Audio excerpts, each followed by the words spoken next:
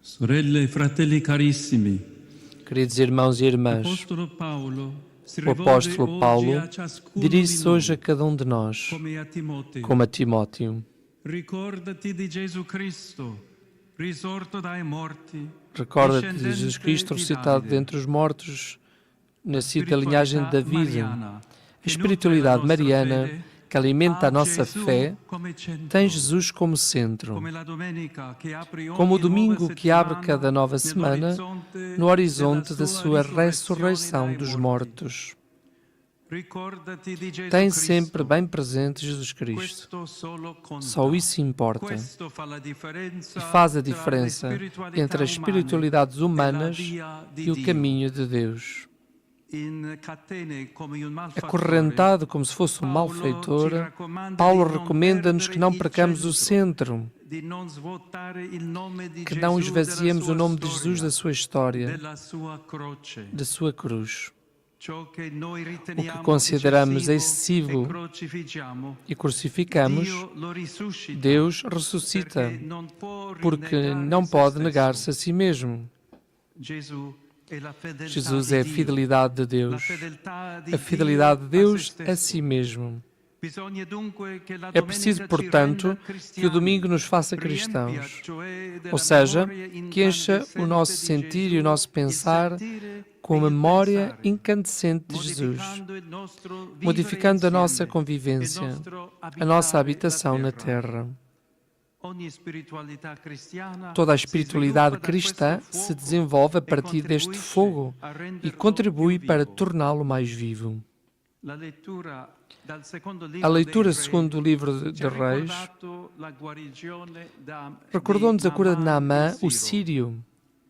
Gesù stesso commentou O próprio questo Jesus brano comenta nella este sinagoga trecho di na Nazareth. sinagoga de Nazaré. E l'effetto della E o sua efeito da sua interpretação sulla gente sobre del as paese pessoas da sua terra foi sconcertante. desconcertante. Dizer Que Deus salvou aquele estrangeiro leproso em vez dos que estavam em Israel foi colocá-los contra ele. Todos na sinagoga se encheram de furor e, erguendo-se, lançaram-no fora da cidade e levaram-no ao cimo do monte sobre o qual a cidade estava edificada, a fim de o precipitarem dali abaixo.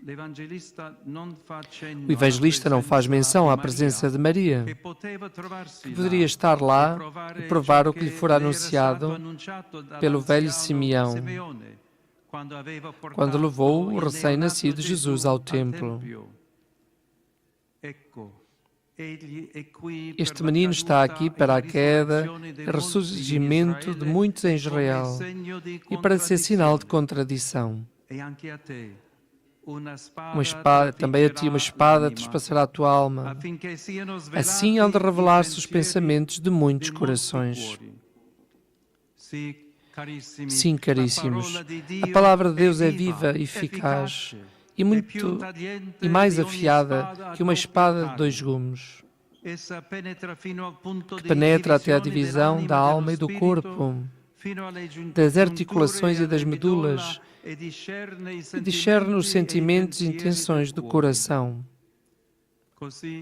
Assim, o Papa Francisco viu por sua vez na história de Naamã, o sírio, uma palavra penetrante e atual para a vida da Igreja. Falando à Cúria Romana, disse: este homem vive um drama terrível. É leproso.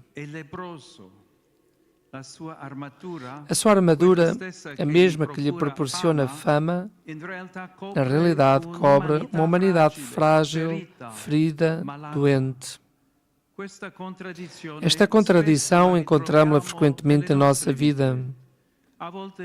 Às vezes, os grandes dons constituem a armadura para encobrir grandes fragilidades.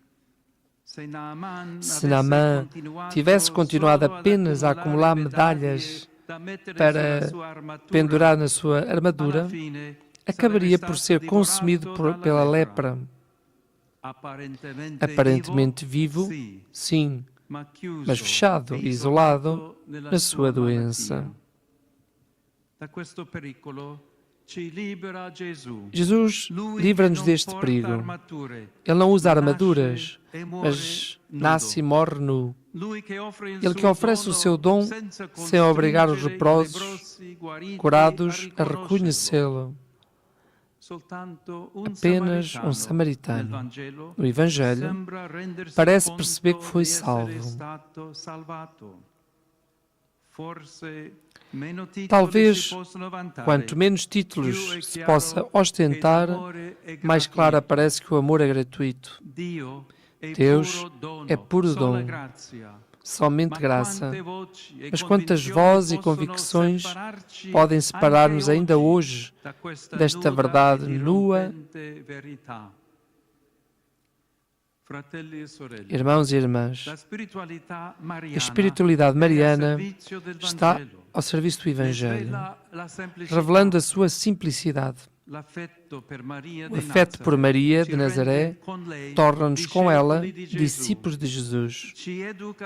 Educa-nos a voltar para Ele, a meditar e a relacionar os acontecimentos da vida nos quais o ressuscitado ainda nos visita e chama. A espiritualidade mariana mergulha-nos na história sobre a qual o céu se abriu. Ajuda-nos a ver os soberbos dispersos nos pensamentos do seu coração, os poderosos derrubados dos seus tronos, os ricos despedidos de mãos vazias. Ela compromete-nos a saciar os famintos, a exaltar os humildes, a recordar a misericórdia de Deus e a confiar no poder do seu braço. Realmente o seu reino chega envolvendo-nos, tal como a Maria pediu o sim, pronunciando uma só vez, mas renovado dia após dia. Com efeito, os leprosos que no Evangelho não voltam para agradecer, lembram-nos que a graça de Deus também pode vir até nós e não encontrar resposta. Pode curar-nos e não nos envolver. Tenhamos cuidado, portanto, com aquele subir ao templo que não nos faz seguir Jesus. Existem formas de culto que não nos ligam aos outros e anestesiam o nosso coração. Então, não vivemos verdadeiros encontros com aqueles que Deus coloca no nosso caminho. Não participamos, como fez Maria, na mudança do mundo e na alegria do Magnificat. Tenhamos cuidado com toda a instrumentalização da fé, que faz correr o risco de transformar os diferentes, muitas vezes os pobres, em inimigos, em leprosos a evitar e a rejeitar. O caminho de Maria é seguir Jesus. E o caminho de Jesus é dirigir-nos a todos os seres humanos, especialmente aos pobres, aos feridos, aos pecadores. Por isso, a autêntica espiritualidade mariana torna atual na Igreja a ternura de Deus, a sua maternidade. Porque, como lemos na exortação apostólica Evangelii Gaudium, sempre que olhamos para Maria, voltamos a acreditar na força revolucionária da ternura e do afeto. Nela, vemos que a humildade e a ternura não são virtudes dos fracos, mas dos fortes, que não precisam de maltratar os outros para se sentir importantes. Fixando-a, descobrimos que aquela que louvava a Deus, porque derrubou os poderosos seus tronos e aos ricos pediu de mãos vazias, é a mesma que assegura o aconchego de um lar à nossa busca de justiça. Caríssimos, neste mundo que busca justiça e paz, mantenhamos viva a espiritualidade cristã.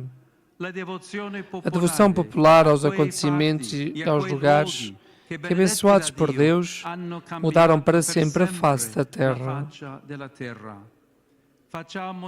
Façamos disso um motor de renovação e transformação, como pede o Jubileu, tempo de conversão e restituição, reavaliação e libertação. Maria Santíssima, nossa esperança, interceda por nós e oriente-nos sempre, e para sempre, para Jesus, o Senhor crucificado.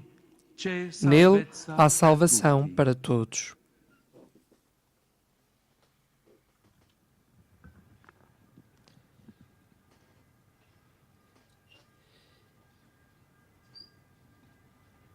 E acabamos de escutar a homilia do Papa Leão XIV, esta missa que preside na Praça de São Pedro, o Jubileu da Espiritualidade Mariana, tendo terminado também ontem o Jubileu da Vida Consagrada. A partir do Evangelho deste dia, a figura de Naamã, deixámos encontrar, curar verdadeiramente, salvar por nosso Senhor Jesus Cristo, que Nossa Senhora nos conduza a Ele. E pegando uma vez mais como ontem, no Magnificat, Nossa Senhora, em que Deus exalta os humildes, os pobres, aqueles que nele confiam, que a Ele se abandonam, e que a verdadeira espiritualidade mariana, a espiritualidade que conduz a Cristo, essa verdadeira devoção,